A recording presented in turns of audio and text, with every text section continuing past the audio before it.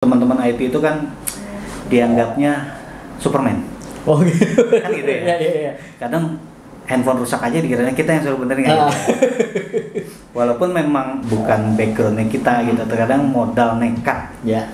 Modal pengetahuan seadanya itu bisa membuat kita menjadi lebih maju. Karena orang percaya sama kita. Ya, bahwasannya anak IT ini pasti bisa gitu. Betul. Jadi kalau suruh benerin genset gitu ya, ya ayo. Gitu. Sama printer juga ayo gitu. Printer juga ayo gitu.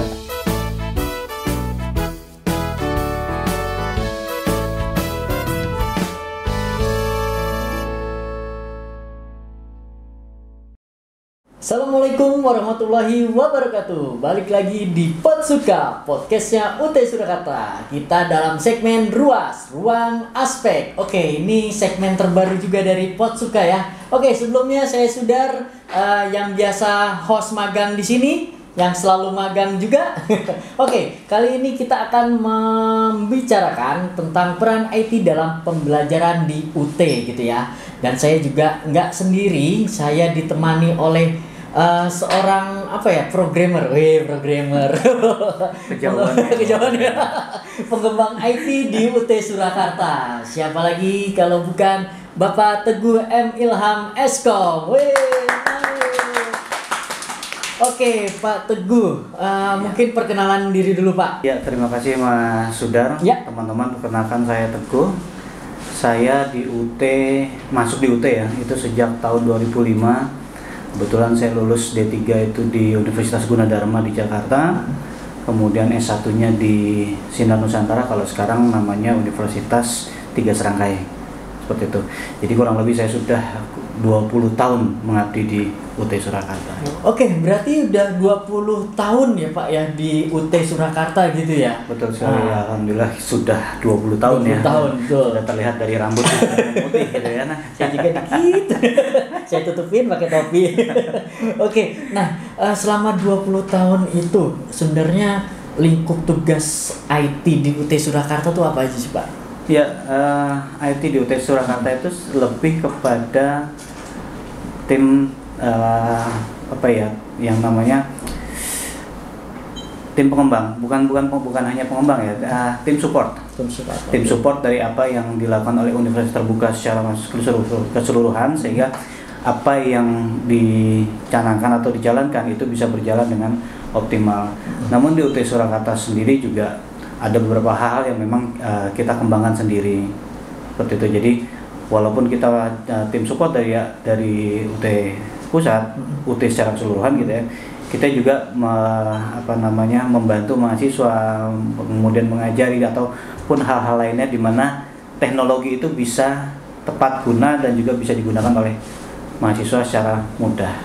Oke, sip. Oh ya, jadi berarti tugas Pak Teguh ini juga cukup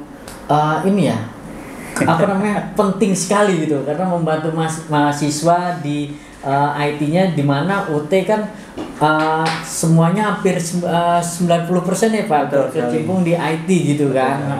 Wah, mantap.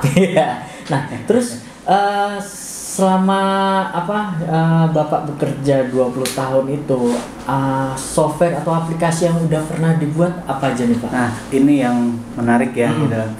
Jadi walaupun kalau tadi disebutkan di awal saya juga lulusan komputer gitu ya. Namun banyak hal yang tidak kita dapatkan di perkuliahan. Namun setelah adanya di UT ini, banyak hal yang saya pelajari itu dari teman-teman yang memang mensupport untuk kita buat aplikasi, kemudian juga bagaimana cara penggunaannya gitu, sehingga kita bisa mengembangkan suatu aplikasi. Bahkan ada, kalau yang digunakan secara massal itu itu sudah ada dua. Okay. Jadi kalau dalam perjalanannya saya membuat aplikasi itu tentang administrasi ijazah. Itu tahun 2010, dari zamannya kami menggunakan aplikasi Visual Basic. Itu aplikasi yang sudah lama sekali. Kemudian berkembang sampai saat ini, sehingga kita menggunakan beberapa framework dan digunakan secara nasional oleh universitas terbuka. Nasional ya Pak? Betul sekali. Pembuatnya ada di sini nih.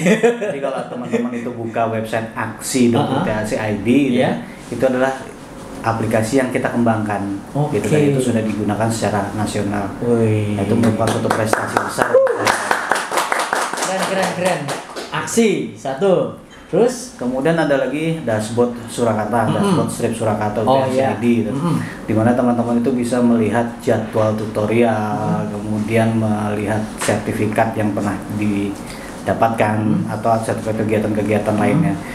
Pada intinya di mana di situ ada kesulitan gitu, kita mencoba untuk mentransformasikan itu menjadi suatu hal yang bisa memudahkan. Seperti itu. Jadi seperti halnya layanan kita punya permasalahan seperti apa, kalau bisa nggak kita transformasikan dengan sistem. Kalau itu bisa, yuk kita jalankan. Nah, di beberapa case kita juga sudah bisa melayani.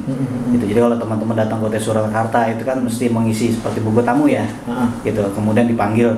Nah, itu adalah suatu bentuk kita memberikan layanan kepada mahasiswa atau stakeholder kita, gitu, agar segala sesuatunya itu tercatat. Agar kita bisa melihat apa sih yang harus kita lakukan, apa sih yang harus kita perbaiki, seperti itu.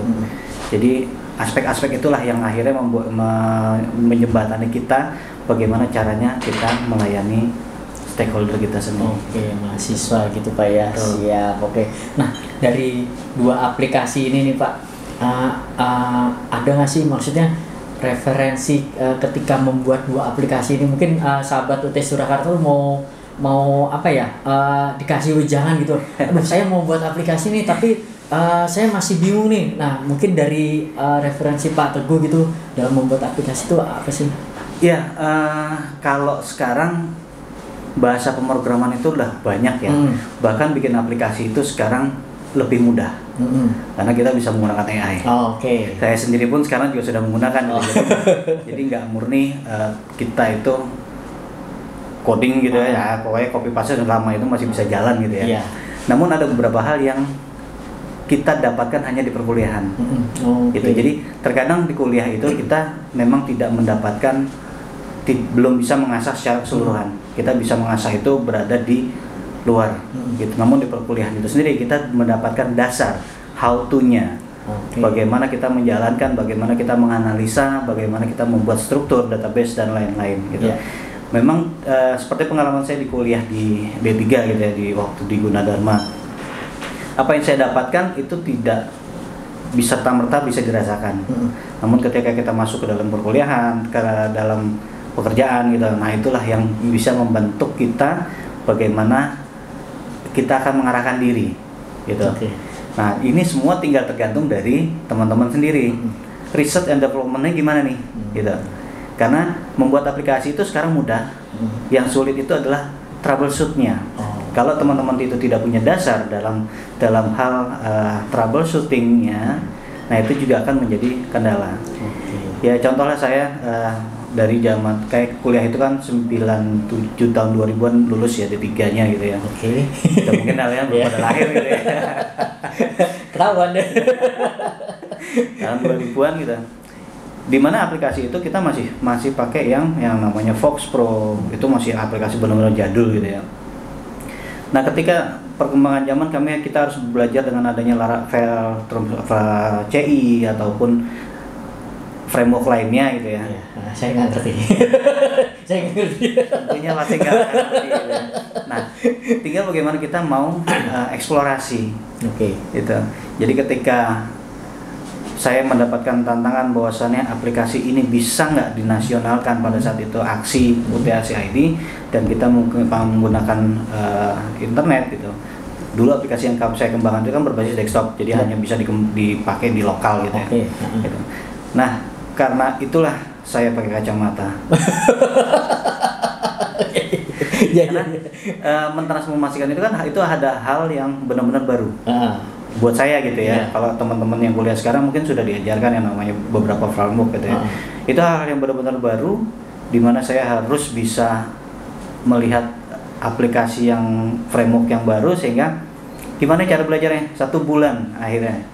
Itu 1 bulan saya coba untuk memindahkan segala sesuatu logisnya, database dan lain-lain, sehingga mata sakit ya sudah kita berarti 1 bulan ngeliat layar terus gitu Pak ya. Ya, jadi karena saking penasaran ya, gitu ya, kita ya jam 2 pagi bangun, Waduh. kita coba lagi sampai jam 5 pagi, kemudian masuk kerja, kita coba lagi seperti itu. Jadi memang pada akhirnya semua itu tergantung pada diri sendiri. Oke. Mau nggak Ya. gitu kita untuk mempelajari sesuatunya dan seberapa kerasnya kita menghadapi sesuatu serta mengatasi permasalahan yang ada. Oke. Gitu. Intinya adalah research dan development teman-teman itu bisa atau tidaknya. Oke, berarti Gitu. dari situ ya. Tuh. Tuh bangun jam 2 pagi sampai jam 5 Tapi pagi. sekarang udah enggak loh, Mas. Oh, udah enggak. Tapi kan dari bangun jam 2 pagi sampai jam 5 pagi dapat apa? Sertifikat apa itu? Penghargaan? Ya, alhamdulillah saya dapat 2 sertifikat. Ya. Wah. Juara lomba inovasi, juara 1 ya, juara 1 atau juara 2, kemudian yang satunya lagi adalah tenaga prestasi IT terbaik. Wih. Oke, nanti sertifikatnya tolong di ini ya editor ya. Ada sertifikatnya di meja kerjanya Pak Teguh, nanti dibawa aja, gitu ya. Oh, kalau digitalnya saya punya. Oh punya, oke. Kalau di situ sepertinya udah luntur. Oke, nanti dimasukin ya di itunya ya. Itu dari bangun jam 2 pagi sampai jam 5 pagi terus lanjut kerja gitu Pak ya untuk research and development itu ya. Gitu ya. Wih, mantap sekali. Saya nyerah. Oke. Tapi pengembangan itu sendiri pun juga bukan hanya berhenti di programming ya. Ya. Gitu. Jadi kita juga menghandle servernya, database-nya gitu. Jadi kalau teman-teman IT itu teman-teman IT itu kan dianggapnya Superman. Oh gitu. Kan gitu ya. Iya. Kadang handphone rusak aja dikiranya kita yang suruh benerin gitu. Walaupun memang bukan backgroundnya kita gitu. Terkadang modal nekat. Ya. Modal pengetahuan seadanya itu bisa membuat kita menjadi lebih maju. Nah. Karena orang percaya sama kita. Iya. Bahwasannya anak IT ini pasti bisa gitu. Betul. Jadi kalau suruh benerin genset gitu ya, ya ayo. Saya printer juga ayo gitu ya. Printer juga ayo gitu. Karena kalau sekarang itu kan perkuliahan itu kan terbagi-bagi kan. Ada yang mereka ke database-nya, ada yang ke programming-nya, ada yang macam-macam kalau sekarang gitu. Oke, lebih ini lagi ya. Penjurusannya lebih banyak lagi. Lebih banyak lagi ya. Oke, sip. Oke, tadi mengenai pengembangannya. Nah, sekarang pengolahan pembelajarannya nih. Peran teknologi dalam membantu proses pengelolaan pembelajaran di UT Surakarta, Pak. Sejauh mana sih? Ya, kalau teknologi sebenarnya kalau kita lihat itu bukan hanya UT Surakarta ya. Gitu. Kita lihat secara global itu dari universitas terbuka. Di UT sendiri dari tahunnya saya masuk tahun 2005 itu yang namanya pembelajaran kita menggunakan tutorial online. Kemudian ada beberapa hal yang ya sebenarnya kalau kita lihat perkembangan zaman gitu ya, generasi sekarang dengan generasi lama itu perjuangannya lebih lebih wow lah gitu kita lihat, karena bagaimana menggiring atau mengajari mahasiswa untuk penggunaan terhadap teknologi, dan ini tidak mudah. Itu bahkan kalau ujian pun juga kita banyak sekali pengalaman itu. Nah, kalau di UT Surakarta itu dengan beberapa hal yang tadi diomongkan di awal, bahwasannya bagaimana caranya kita memberikan kemudahan terhadap mahasiswa gitu. Seperti halnya kalau yang sekarang nih, mahasiswa yang ada tutorial tatap muka itu kan jadwalnya ada di dashboard Surakarta. Betul. Gitu. Itu adalah milik kita. Aplikasinya itu adalah milik kita. Jadi teman-teman UT daerah lain itu bisa menggunakan aplikasinya kita. Gitu. Jadi tidak semua UT daerah itu mungkin bisa seperti UT Surakarta. Ada tim pengembangnya, ini bagaimana caranya untuk mengembangkan ini, bagaimana caranya agar ini bisa dimudahkan segala sesuatunya gitu. Tiap UT daerah itu beda-beda gitu. Jadi kalau UT Surakarta berprinsip bahwasannya apa yang sekiranya baku ataupun itu bahasa kasarnya menyusahkan kita lah ya gitu lah, kita repot dengan segala macam, bisa nggak kita transformasikan. Nah, itulah yang kita buat gitu. Jadi di UT Surakarta ini alhamdulillah kalau secara sistem gitu ya, kalau dibandingkan dengan beberapa tempat lain gitu, itu kita bisa masih menjadi yang terbaik. Oke, wes. Jadi terbukti kan, kita kemarin dapat juara berapa itu? Oh iya, juara 1 yang UT terbaik. UT terbaik. Oh betul. Nah, jadi jangan ragu lagi daftarnya di UT Surakarta. Karena kita udah mempunyai pengembang IT terbaik, staf IT terbaik gitu Pak ya. Wih. ada sertifikat dari rektor, ya. UT terbaik, ya. Jadi jangan ragu-ragu lagi. Kuliahnya di UT Surakarta. Lanjut Pak. Nah, dari sekian banyak pengembangan teknologi, pengembangan IT gitu, kendala yang dihadapi dalam pengelolaan teknologi itu sendiri ada nggak Pak? Pasti ada ya. Ya kalau dari sisi pengembangan gitu ya, yang menjadi faktor utamanya itu adalah perkembangan dari zaman itu sendiri. Oke. Gitu. Kita kan tahu bahwa mungkin kalau versi Android lah ya, Android ada versi 4, 5, 6 sampai berapa sekarang saat ini gitu. Nah, ketika kita membuat suatu aplikasi itu kan kita harus mengikuti platform yang ada. Jadi kita harus melakukan upgrade bahkan gitu. Nah, ini yang terkadang menjadi kendala karena data bergerak dan lain-lainnya. Kemudian ada lagi kendala di mana kita harus membiasakan user. Nah, ini PR kita juga gitu, baik dari internal maupun untuk mahasiswa gitu ya. Bagaimana masyarakat itu mau menggunakan aplikasinya? Karena ada yang beberapa mungkin sudah masuk dalam zona nyaman. Zona nyaman dalam artian saya terbiasa nih bekerja dengan Excel gitu ya. Sehingga data itu kan akan di-keep sendiri. Betul. Gitu. Jadi kita sendiri tidak bisa melakukan sharing dan lain-lain, kalau mau sharing pun harus dikirim gitu. Nah, ketika kita transformasi menjadi sebuah produk, belum tentu mereka itu juga akan menerima produk kita. Nah, inilah PR-nya, bagaimana agar sistem ini bisa diterima dan juga bisa user friendly. Jadi selain kita itu belajar pemrograman, bagaimana dan lain-lain, kita juga harus belajar kalau bilangnya sosialnya. User friendly ini bisa nggak ya? Ini bisa nggak ya? Teman-teman kira-kira kesulitan nggak dalam penggunaan aplikasi? Apakah aplikasinya terlalu kompleks ataupun terlalu sulit alurnya seperti itu? Nah, ini juga menjadi pembelajaran tersendiri. Jadi, nanti teman-teman kalau yang di jurusan IT gitu ya, apalagi yang di UT gitu, itu pasti nanti akan merasakan kuliah di UT ketika teman-teman terjun ke dalam dunia kerja itu akan sangat membantu. Seperti itu. Iya. Berarti programmer itu selain harus berkata-kata di laptopnya gitu juga harus mengerti kata-kata orang lain gitu ya. Ini agak susah aplikasinya. Nah, kita terjemahin di coding itu ya Pak ya, di programmer itu ya. Wow. Mumet ya. Oke. Nah, tadi ngomongin soal pengembangan IT-nya, sebenarnya di UT sendiri ada nggak sih Pak jurusan IT gitu? Ya, kalau di UT itu ada ya, program studi S1 Sistem Informasi. Jadi kalau teman-teman yang mau pengembangan diri terhadap IT, bisa belajar di UT, bisa kuliah di UT, dan mengambil program studi SI, Sistem Informasi Pak ya. Oke, udah ada guys. Selain ada jurusan tadi SI, Sistem Informasi, juga ada UKM unit kegiatan mahasiswanya. Apa namanya? IT. UKM IT gitu. Jadi kalau yang mau gabung silakan hubungi di sini. Saya boleh gabung nggak? Ini mah masternya. Mentornya Pak, bisa jadi mentornya. Mentornya bisa Pak. Nanti hubungin aja kalau sahabat UT Surakarta mau gabung di UKM IT, ada di sini. Untuk kapan pertemuannya bisa hubungin juga di situ.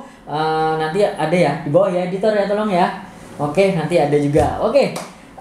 Kita udah ngobrol-ngobrol, sekarang closing statement nih Pak untuk mahasiswa yang belum kuliah, bukan mahasiswa, calon mahasiswa yang belum kuliah di UT, terus mungkin mahasiswa SI atau UKM IT sendiri, silahkan mungkin ada pesan-pesan Pak. Menarik ya kalau di UT Surakarta sendiri itu sudah ada UKM-nya gitu. Teman-teman yang berada di UKM setidaknya bisa bisa berkolaborasi atau mungkin juga bisa berkomunikasi dengan teman-teman yang ada di UT Surakarta. Seperti halnya kemarin kita ada lomba loh ya. Kita ada lomba IT sebenarnya. Oh iya. Ada lomba IT. Nah, ini yang belum tereksplorasi gitu. Jadi untuk teman-teman yang bergabung di SI itu yuk kita joint statement atau kita pengembangan sesuatu yang memang teman-teman bisa belajar gitu. Mungkin kita gitu atau teman-teman dari tim IT di UT. Tim IT di UT itu luar biasa komitmennya. Wih. Jadi oh iya, kalau kita lihat sebelum closing statement ya. Kalau di di pengembangan, kami sedang mencoba berkolaborasi dengan beberapa UT daerah lain. Oke. Saat ini ada UT Surakarta, UT Banjarmasin, Banjarmasin, kemudian Bogor, Jogja, Semarang, itu berkolaborasi membentuk suatu aplikasi sistem layanan unit pada universitas terbuka. Semester kemarin sudah kita gunakan. Itu adalah untuk menjembatani bagaimana mahasiswa numpang ujian. Oh iya. Alhamdulillah kemarin kita sudah digunakan di 10 UT daerah. Itu nah untuk nanti pengembangan lanjutannya teman-teman yang punya ide lain-lainnya itu kita bisa berkolaborasi dengan yang lainnya agar tercipta suatu aplikasi ciptaan dari UT daerah sendiri. Itu sehingga teman-teman di UT daerah itu memudahkan. Kan kalau dilihat ujian kemarin enak kan gitu. Betul. Jadi dari daftar dan lainnya pokoknya semua sistemnya itu sudah terakomodir gitu. Nah, teman-teman sendiri yang mau kuliah di UT Surakarta gitu, khususnya yang mau ambil program studi sistem informasi, itu tidak perlu ragu gitu. Kalau teman-teman IT, saya yakin pembelajaran itu tidak hanya didapatkan dari bangku perkuliahan atau bangku sekolah. Tentunya teman-teman bisa mempelajari di internet saat ini. Pembelajaran dimanapun ada. Yang paling utama itu adalah networking. Teman-teman juga perlu yang namanya teman, gitu ya. Jadi di mana dalam satu klub, dalam satu perkumpulan itu mengembangkan sesuatu atau berdiskusi itu menjadi jauh lebih memudahkan kita. Seperti itu.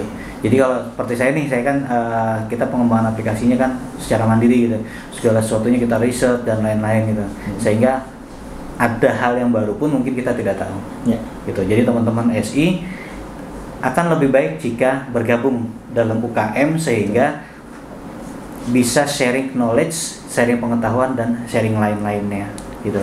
Nah untuk hal itu, gitu. Jadi kuliah itu bukan sekedar belajar. Jadi di perkuliahan itu bukan sekedar belajar, tapi tentang membentuk masa depan.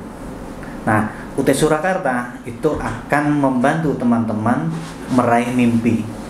Mimpi bagaimana caranya kita mewujudkan mimpi itu menjadi suatu realita atau kenyataan.